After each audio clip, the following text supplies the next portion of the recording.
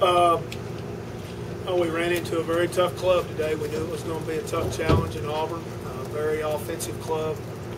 Concerned about really our pitching depth, and it showed today.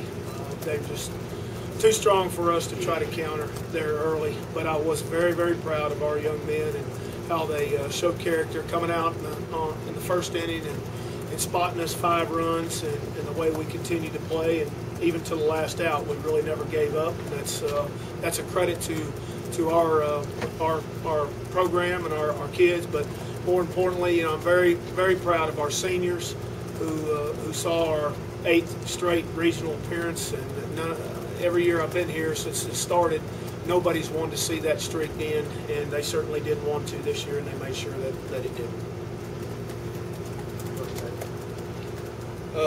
Not your storybook ending, but just want to thank God for blessing me and then guiding me to play at Southern Miss. And there's nowhere else in the country I'd have rather finished up my career than at Southern Miss. It's just a blue-collar program that I fit right in with. And like I said, we didn't finish what we set out to accomplish, but we did make an 8th straight regional and win a conference tournament along the way. So we're going to walk out of here with our heads held high and pull forward in the future. Just to reiterate what Taylor said, it's not your storybook ending, but we came out here and we competed, left everything out on the field, and I don't think you can ask any more than that, from a group of young men. Like Taylor said, we, kept the regional streak alive, won a conference championship, and, we're going to pass it on to the younger guys, but, I've enjoyed playing my 2 years here at Southern Miss, enjoyed putting on the black and gold and playing with these seniors, and under Coach Berry, it's been a great ride. Questions for just the players first. Travis, it looked like Thomas was okay as long as he kept the ball down when it got up there. Yeah, so when he kept the ball down, he was doing really well. He was getting ahead, throwing at the knees, getting a lot of ground balls and some weak pop flies. But when you elevate the ball against a good team, good hitting team like Auburn, you're going to pay for it. But when he kept the ball down, he was doing well.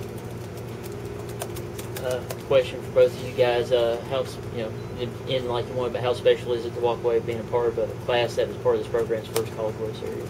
Oh, it's awesome. To take the field at Rosenblatt, of course, was something special. But to do that in our 2 years here, is definitely special. Set the bar high for the kids coming in, and it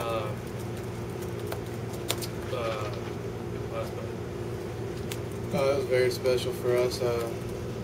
Transferring in from junior college and being our first year in the program, but just knowing how strong of a tradition this program has, and to be a part of the team that was the first one to go to Omaha is very special. But it won't be the last team. Coach Berry's got us on the right track, and the program's been on the map as it is. So see more Golden Eagles in Omaha in the future.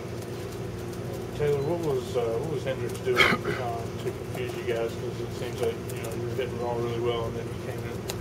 He did a good job of keeping us off balance, and he was spotting out well with 2 pitches to righties and even 3 to lefties. He had his changeup working too, but he was just throwing his fastball and his slider and spotting out with it, and did a good job of keeping us off balance and keeping it down in the zone.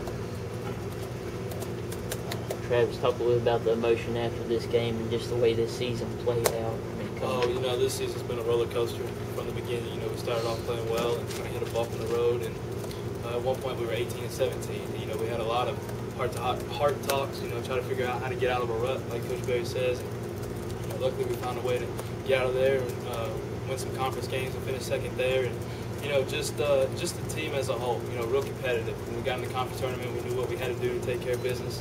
And in order to keep that streak alive, we were going to have to win it. So we went out there and we left everything on the field, and I couldn't be proud. Anything else for the players? Appreciate it, guys.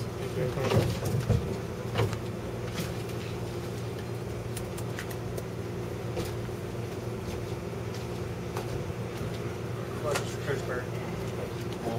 Pitching, outside of those 3 guys, you just didn't know what you were going to get. We were going to have to pitch very well. We were going to have to hit spots and, try to create ground ball situations for us to play defense. We've led the country in double plays, and it just, we couldn't induce those. We left balls up, and they didn't foul them off. They put them in play, and didn't give us a chance to come back and with another pitch to try to get it. You know, they're a very good offensive club, and they've made a lot of people pay for mistake pitches. And you know, we were one of them today. Hester came in there and at least made them, you know, hit the ball and put it in play. He did. Yeah, Seth came in and threw pretty well. You know, I mean, it was late in the game, but he did. He came in and moved the ball around on him and had some really good success. Very proud of him. What was the feeling like in the dugout after Meyer gives up the grand slam? I mean, did it seem like was it night and day? Or?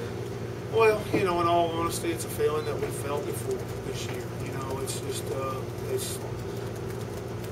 it's tough when your offense goes out there and really puts you in the driver's seat, and you know, we give it right back to them. But once again, we're young on the mound. We pay for a lot of the mistakes that we make.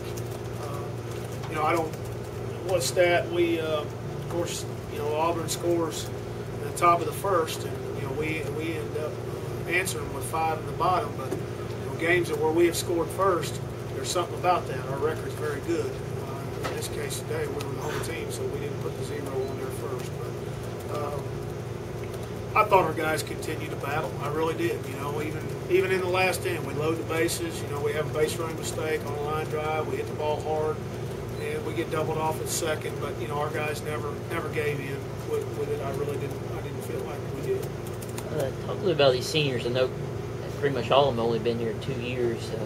The Yeah, short they're time. all JUCO guys. So Yeah. you know, I mean, so they, you know, they're 2 years. I would think if I was a kid that was a junior college guy, one of those guys, I'd think that I had a pretty special 2 years going to Omaha on the first one, and then finishing up, continuing the streak. That's pretty special. So hats off to them. You know, I think that we really got everything that we wanted out of those guys, and it's tough for a guy to come in the second year and be a leader, and that's what we asked him, and I think we saw that at the end. It got to a point where we were at the very bottom, and they didn't accept it, and they didn't want any of the younger guys to accept it either, and they challenged them to make a change, as did the coaching staff.